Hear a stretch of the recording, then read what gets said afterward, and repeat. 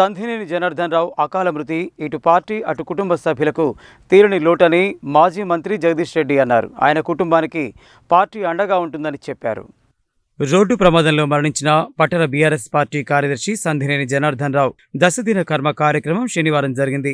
ఈ కార్యక్రమంలో మాజీ మంత్రి గుంతకండ్ల జగదీష్ రెడ్డి పాల్గొని వారి చిత్రపటానికి పూలమాలలు వేసి ఘనంగా నివాళులు అర్పించి కుటుంబ సభ్యులను పరామర్శించారు.